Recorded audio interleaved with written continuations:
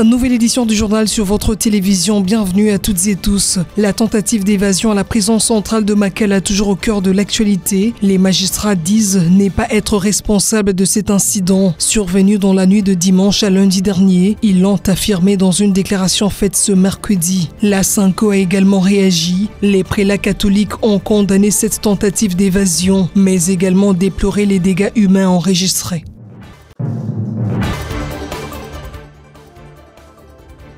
Plus de 200 vendeurs victimes de l'incendie qui s'est produit récemment au marché de la Liberté ont reçu une aide financière de la part du gouvernement congolais. Ce dernier a également annoncé la réhabilitation du pavillon 5 consumé par le feu dans un bref délai. Soyez les bienvenus à ce nouveau journal sur Digital Congo Télévision. Les magistrats ne sont pas responsables de la tentative d'évasion à la prison centrale de Makala qui a eu lieu dans la nuit de dimanche à lundi dernier. Les magistrats de la RDC s'opposent donc à la décision du vice-ministre de la Justice interdisant le transfèrement des détenus préventifs au CPRK ou encore à la prison de Ndolo. Le Conseil supérieur de la magistrature a au cours d'une réunion appelé les magistrats à continuer à faire leur travail dans le respect de loi. Je vous invite à suivre ici Jean-Paul Moukolo, premier président du bureau du Conseil supérieur de la magistrature, dans cet extrait choisi par Zimotela. La prison centrale de Makala fut construite en 1957 avec une capacité d'accueil de 1500 détenus pour une population de plus ou moins 250 000 habitants de la ville de Kinshasa. Avec l'augmentation exponentielle de la population et l'accroissement de la criminalité, la solution appropriée pour résorber la surpopulation carcérale à la prison de Makala tient à la fois à la construction de nouvelles prisons et maisons d'arrêt et à l'application stricte de la loi sur la détention ainsi que celle sur le régime pénitentiaire. Contrairement aux déclarations faites lors des sorties médiatiques du vice-ministre de la Justice et garde des Sceaux, les magistrats ne sont pas responsables de la tentative d'évasion qui a eu lieu à la prison de Makala. Certes, l'arrestation est l'exception, mais devant la hausse de la criminalité dans la ville, les arrestations et les détentions opérées par les magistrats constituent une réponse légale et idoine pour sécuriser la population. Les déclarations du vice-ministre de la Justice et garde des Sceaux sont de nature à exposer les magistrats à la vindicte populaire alors qu'il existe au sein des institutions publiques un cadre de concertation entre le Conseil supérieur de la magistrature et le ministère de la Justice, lieu indiqué pour traiter des questions transversales relatives à l'administration de la justice. Le bureau du Conseil supérieur de la magistrature invite les magistrats à poursuivre l'accomplissement des tâches de la profession dans le strict respect de la Constitution et des lois de la République pour l'émergence de l'État de droit en République démocratique du Congo. Et la conférence épiscopale nationale du Congo est sortie de son silence après cette tentative d'évasion à la prison centrale de Makala.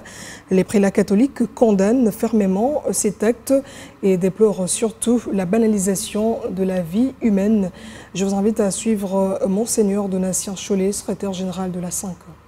Au moment même où la nation est censée rendre des hommages dignes à Goma, à nos 200 frères et sœurs morts suite au déplacement forcé par les faits de guerre, les nouvelles provenant de la prison de Makala ce lundi 2 septembre 2024, faisant état de plus d'une centaine de morts, dont un bon nombre par balle, de plusieurs blessés et des cas de viol parmi ces pensionnaires, oblige la Synco à réitérer sa déprobation de la banalisation de la vie humaine en République démocratique du Congo. Nous condamnons sans ambages ces ignobles atteintes à la dignité de la personne humaine. Nous joignons nos voix à celles de leurs excellences, nos seigneurs les évêques membres de la Synco qui, en vertu de leur charge pastorale, n'ont pas caché leur indignation et dénonçant avec eux les tueries perpétrées dans leurs milliers. Ces phénomènes sont malheureusement la pointe de l'iceberg qui cache un drame plus profond. La négligence coupable, la légèreté et la corruption dans le système judiciaire, le non-respect de la vie humaine, la mauvaise gouvernance, etc. La vie humaine, don de Dieu, est sacrée. La dignité de tout homme, y compris les prisonniers, créés à l'image de Dieu et à sa ressemblance, doit être promue et respectée. Et toujours en rapport avec cette tentative d'évasion au CPRK dans la nuit de dimanche à lundi dernier, le cabinet du ministre d'État en charge de la justice et garde de Sceaux exprime déjà ses inquiétudes suite à une série d'incidents troublants survenus dans ses bureaux, y compris un empoisonnement présumé et une intrusion par effraction. Ce mercredi, la police scientifique a découvert des preuves inquiétantes d'empoisonnement dans le bureau du ministre ainsi que dans l'antichambre à côté. Les experts ont trouvé une poudre blanche répandue à plusieurs endroits, un liquide suspect versé dans le réfrigérateur et une intoxication des toilettes par un produit dégageant un gaz piquant. Et selon le communiqué rendu public par le cabinet du ministère de la Justice, eh bien, ces substances ont conduit à des cas d'empoisonnement parmi plusieurs membres du cabinet qui ont été diagnostiqués positifs et sont actuellement sous traitement médical. Et pour boucler ce dossier, sachez que la Première ministre Judith Souminoua a effectué une descente ce mercredi 4 septembre à la prison centrale de Makala, 48 heures après la tentative d'évasion des détenus. La patronne de l'exécutif a personnellement inspecté les locaux de ce centre pénitentiaire de Kinshasa afin d'évaluer justement l'ampleur des dégâts. Elle a ordonné la poursuite des enquêtes et recommande le respect de procédures dans le désengorgement des prisons. Reportage de Josué Ngoï. 48 heures après la tentative d'évasion des détenus à la prison centrale de Makala, la première ministre Judith Souminoua Toulouka a, ce mercredi 4 septembre, personnellement inspecté les locaux de ce centre pénitentiaire de Kinshasa afin d'évaluer l'ampleur des dégâts. Accompagnée de quelques membres de son gouvernement, la patronne de l'exécutif central a visité les pavillons 2, 3, 4 et 9, ainsi que le bâtiment administratif, la cuisine et le dépôt alimentaire incendiés lors de la tentative d'évasion qui, selon le bilan provisoire, a fait 129 morts, dont 24 par balle et 59 blessés. Soucieuse de mieux cerner le nœud du problème, Judith Souminoua a questionné plusieurs prisonniers qui ont pour la plupart confirmé que l'initiative est partie du pavillon 4. Au pavillon 9, réservé aux femmes, la première ministre Souminoua a échangé avec quelques femmes victimes de violences sexuelles lors de ce drame. Elle a insisté sur le ravitaillement des médicaments en urgence pour une meilleure prise en charge médicale de ces victimes. J'ai visité quelques pavillons, notamment celui des femmes. J'ai discuté avec elles. Il est important, et c'est ce qui est en train de se mettre en place, la prise en charge médicale. La patronne de l'exécutif central annonce par ailleurs la poursuite du processus de désengorgement de la prison centrale de Makala comme prévu dans son programme d'action. Maintenant, il faut voir ensuite comment on va continuer le processus de désengorgement. Ça devra se faire le plus rapidement possible en respectant la procédure évidemment et les enquêtes vont continuer. En attendant les résultats des enquêtes diligentées, la vie reprend peu à peu son cours normal à la prison centrale de Makala grâce aux mesures d'encadrement du gouvernement central sous la coordination de la première ministre. Par ailleurs, les agents de la Société nationale d'électricité travaillent d'arrache-pied pour rétablir au plus vite l'énergie dans cette prison et la chef du gouvernement a donné des instructions pour une autonomisation de la ligne de cette maison carcérale afin de mieux sécuriser tous les prisonniers. On change de chapitre à présent. Au total, 290 vendeurs victimes de l'incendie qui a consumé le pavillon 5 du marché de la Liberté dans la commune de Massina la nuit du 24 au 25 août dernier ont bénéficié en urgence d'une aide financière du gouvernement central. Cette intervention du gouvernement a pour objectif de leur permettre justement de subvenir aux besoins de leurs ménages pendant cette période de la rentrée scolaire. En outre, il est prévu dans un bref délai la réhabilitation du pavillon 5 où 138 tables ont été entièrement consumées par le feu. On retrouve une fois de plus Josué Ngoï. Comme promis et en urgence, le gouvernement souminois a octroyé une aide financière aux victimes de l'incendie qui a consumé le pavillon 5 du marché de la Liberté de la commune de Massina dans la nuit du 24 au 25 août dernier. Cela après qu'une commission ait présenté la liste définitive de tous les sinistrés, 290 au total ayant effectivement perdu leurs biens à la suite de l'incendie. Cette intervention du gouvernement a pour objectif de leur permettre de subvenir aux besoins de leurs ménages pendant cette période de la rentrée scolaire. La cérémonie des remises s'est déroulée en présence des différentes autorités, notamment le ministre délégué près le ministre de l'Urbanisme et Habitat en charge de la politique de la ville, Didier Tengelito, du président de l'Assemblée provinciale de Kinshasa, Lévi Mbuta, du ministre provincial de l'Intérieur de la ville-province de Kinshasa, Thierry Chitenga, et du député national Ogi Kalonji de la circonscription de la Tchangou. Les bénéficiaires ont remercié la première ministre souminois pour le geste. En tout cas, merci au gouvernement. Eloko maman ministre Sali Tondima Kité. Na tsaki kaka foi na baki lokola maman ndaye c'est que atana ko bénéficier nyoso te mais na biki na nzwa pas oui kosunga na boko la borfele a promettre ki biso ke akosunga biso na moi quelque chose ako accompagner biso ako compatir elongo na biso et tomoni yango a réaliser yango lelo. En tout cas, j'ai dit merci.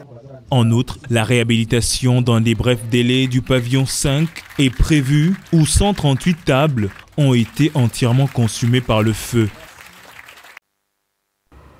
C'est depuis une semaine que les portes des deux églises catholiques situées dans le territoire de Djougou, province de l'Ituri, sont scellées par des miliciens Codeco. L'administrateur de ce territoire annonce que des négociations sont en cours justement avec ces miliciens pour la réouverture des portes de ces églises. On fait le point avec notre correspondant Vérité Johnson. Il s'agit de la paroisse catholique de Kwandroma et celle de Jiba. Le 27 août 2024, les portes de ces églises ont été scellées à la surprise générale par des miliciens Codeco. Des sources proches de l'église catholique relayées par les médias Bouni Actualité précédés renseignent que 2 fidèles catholiques ont été enlevés par ces hommes armés. Leur libération conditionnée par le versement d'une rançon. Une semaine après, l'administrateur du territoire de Djougou, le commissaire supérieur principal Rifé Mapela, révèle que des négociations sont en cours pour ouvrir ces portes. Oui, jusqu'à aujourd'hui, c'est toujours fermé, mais on trouvera une solution incessante. Avec tout ce que nous sommes en train de mener comme tel là, nous laissons l'opportunité à la région militaire qui est censée de mener ces négociations.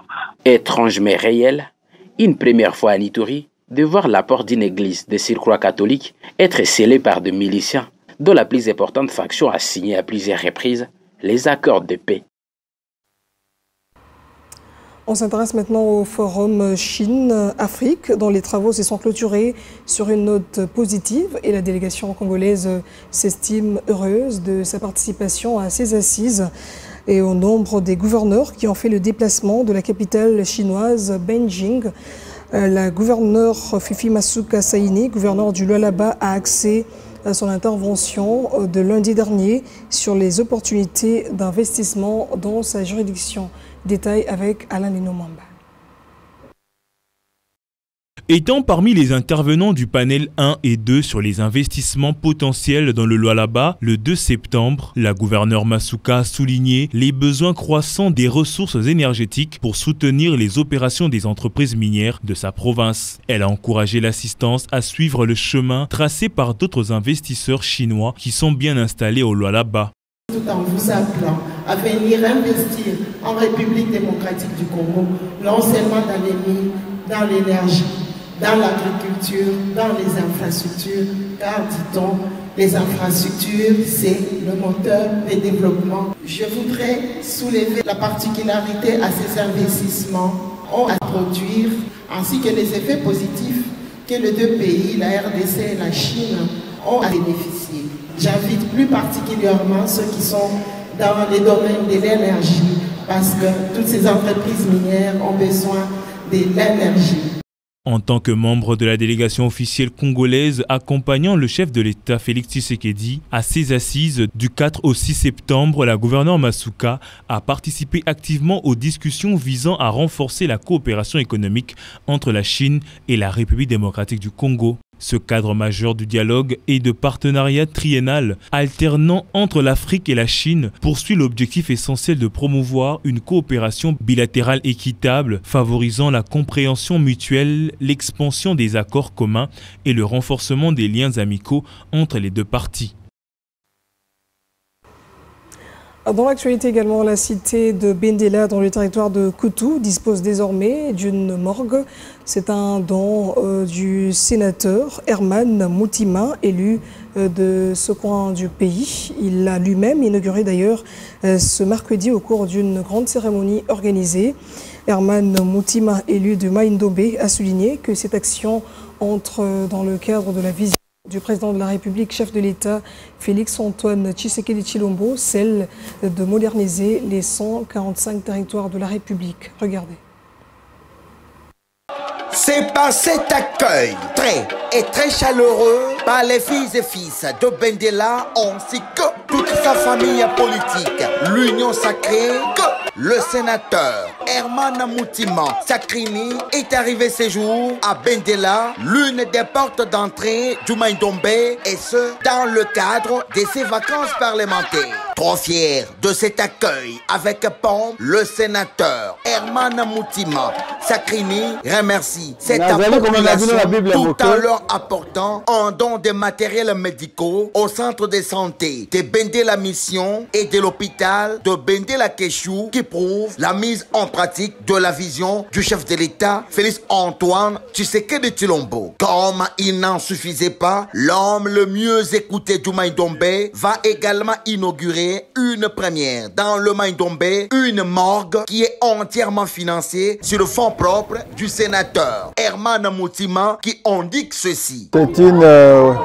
opportunité pour nous de dire merci. Merci au chef de l'État qui est le garant de la stabilité au niveau du pays. C'est une œuvre que nous avons faite sur fonds propres, une initiative que nous avons prise, et profitant des vacances parlementaires, nous sommes venus inaugurer cette œuvre ici. La joie de toutes les couches de Bendela qui remercie leur digne fils du terroir tout en rendant un vibrant hommage au chef de l'État. Notez que le sénateur Herman Moutima Sakrini a déjà accompli de nombreuses réalisations dans la cité de Bendela, notamment l'alimentation en électricité de haute tension du barrage d'Inga en provenance de Bandundoville, ainsi que l'asphaltage de l'avenue principale de cette cité que toute la population salue de tout cœur. Et dans le reste de l'actualité, on parle des préparatifs du 10e congrès de l'Union nationale de la presse congolaise. Les membres de JUP, entendez, journalistes pour la paix, ont échangé ce mercredi avec le président AI, Modeste Chabani, sur l'évolution des choses au niveau interne. Pessimiste avant la rencontre, la délégation de JUP est sortie plus que satisfaite après 3 heures d'échange. Et certains journalistes membres de cette organisation ont même saisi l'occasion pour déposer leur candidature. Détail avec Amina Mouacha. C'est dans le souci de voir le 10e congrès de l'UNPC, congrès de la Renaissance, se dérouler de manière apaisée, que la délégation des journalistes pour la paix, JUP, a échangé avec le président ad intérim de l'UNPC, Modeste Chabani. JUP est venu avec quelques propositions à soumettre au comité directeur et au comité préparatoire pour une préparation harmonieuse. Pessimistes avant la rencontre, les membres des JUP sont sortis plus que satisfaits après l'échange avec le président Modeste Chabani et toute son équipe. Ils réitèrent leur engagement d'accompagner le comité directeur jusqu'au congrès. Dans notre plan de sortie de crise, nous avons eu à proposer plusieurs pistes de sortie des crises.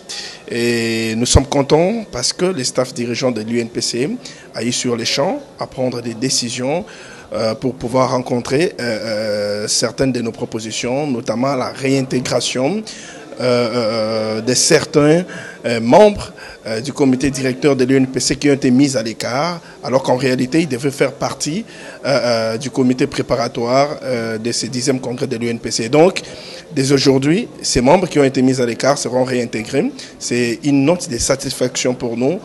À son tour, le président de l'UNPC s'est dit satisfait des idées des JUP et a profité pour expliquer les difficultés que rencontre l'Union nationale de la presse du Congo. Notez que le 10e congrès de l'UNPC se déroulera du 17 au 19 septembre 2024. Et pour finir, l'humanité a célébré ce mercredi 4 septembre la journée mondiale de la santé sexuelle sous le thème « Relations publiques ».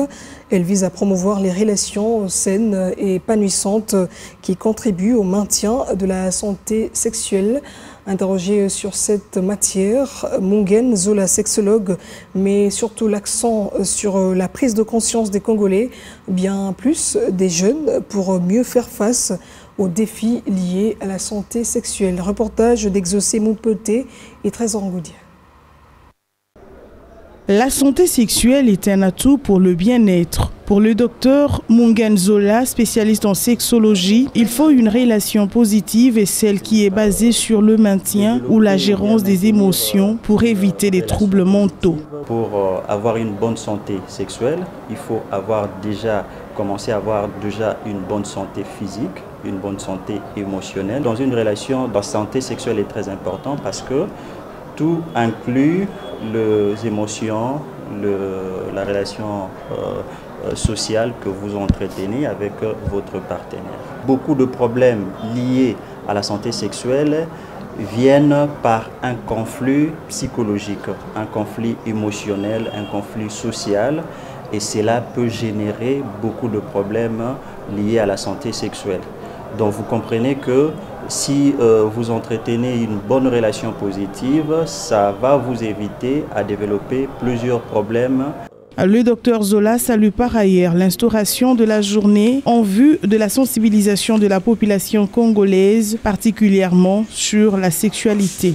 Cette relation positive est très importante parce que cette relation vous permet de maintenir votre sexualité normalement, vous permet de garder ces climats corrects dans votre relation. Célébrer le 4 septembre de chaque année, la journée mondiale de la santé sexuelle, initiée en 2010 par World Sexual Health Day, une association mondiale de la santé sexuelle, vise à sensibiliser le monde sur l'importance de la santé sexuelle et mentale. Et c'est par ici que s'achève cette édition du journal. À toutes et tous, merci de l'avoir suivi. L'actualité reste en continu sur nos antennes.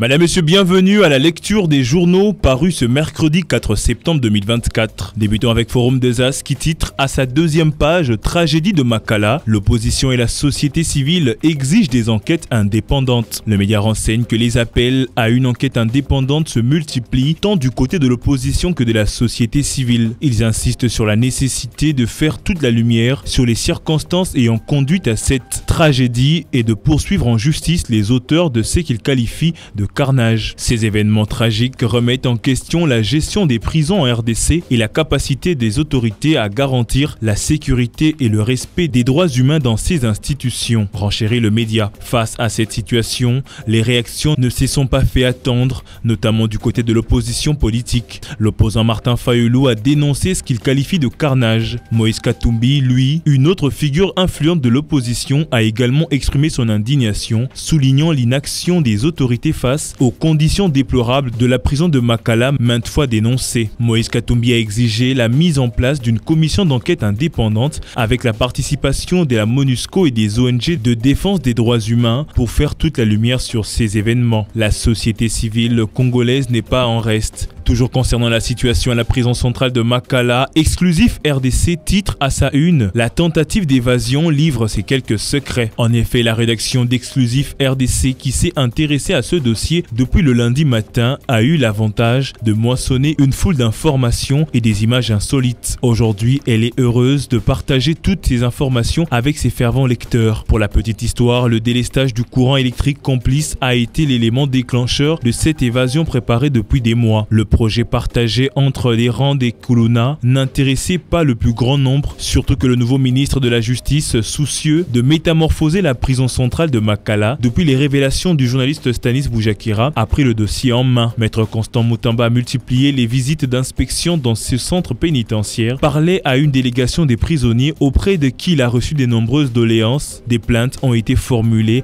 en termes des mauvaises conditions carcérales, de l'alimentation aux soins médicaux, en passant par le traitement des dossiers judiciaires. C'est dans ce cadre que son ministère a fourni un lot de matelas, de sacs de riz et de haricots. Il est allé plus loin dans ses gestes de compassion aux détenus. Près d'1 millier de détenus ont été remis en liberté pour avoir passé le 3/4 de leur condamnation en prison. Parenthèse fermée, depuis des semaines, on ne parlait que d'une évasion probable avant la fin du mois de septembre. Pendant des semaines, les équipes de prisonniers s'étaient déployées pour creuser un trou dans le mur épais de la concession de cette bâtisse. Une barre de fer et une roue dentée ont servi d'instrument de travail. Chaque jour, quelques centimètres étaient rognés au bas de la muraille. Dans la nuit du dimanche 1er au lundi 2 septembre, tout était prêt. Il ne restait qu'un petit pas qu'on allait écrouler pour offrir la liberté à ces milliers de détenus. À 2 heures du matin, l'obscurité est arrivée. Tout était plongé dans le noir. Préparés pour s'évader, les Kuluna s'étaient rassemblés dans un coin de la prison, attendant le signal d'un des meneurs. Les autres prisonniers étaient conviés à distraire les policiers de garde, les surveillants et autres capitas. On apprend que munis de bougies, ces Kuluna sont allés chercher des briquets ou des allumettes. Mais certains prisonniers n'entendaient pas quitter le lieu sans se régaler. Plus d'une centaine de gaillards s'est dirigé furtivement vers les pavillons des femmes, dont les portes étaient toujours ouvertes. Les bandes de ces inciviques ont pénétré dans les différents logis où ils se sont livrés au viol collectif. Les victimes en pleurs étaient étouffées pour que les cris n'alertent pas les personnels de la prison. Les groupes se sont succédés sans désemparer. Quelques victimes ayant échappé ont pu alerter les surveillants et les policiers. C'est dans cette obscurité qu'il y a eu bagarre généralisée, des scènes d'une sauvagerie extrême et d'une brutalité indicible. Dans cette nuit noire, certains détenus sont sortis presque nus et c'est après que les éléments de garde ont tiré des coups de feu pour effrayer les fugitifs. Trop tard, d'autres agents de l'ordre ont ouvert le feu sur les détenus en cavale qui tombaient, conclut le média. Autre chose à présent, Africa News titre à sa page 5 « Arrestation de Seth Kikuni, Katumbi condamne fermement et exige sa libération ». Le média renseigne que l'opposant RD congolais Moïse Katumbi a, dans une déclaration faite sur son compte X le lundi 2 septembre 2024, condamné fermement l'arrestation de Seth Kikuni, président du parti Piste pour l'émergence. D'après lui, le seul crime de Seth Kikuni est d'avoir usé de sa liberté d'expression. Le président de Ensemble pour la République a indiqué que ce genre d'acte intolérable ne fait qu'entretenir des divisions entre les RD congolais et entraîne le pays sur une pente dangereuse. Et c'est la fin de cette revue de presse. Madame, Messieurs, merci de l'avoir suivi.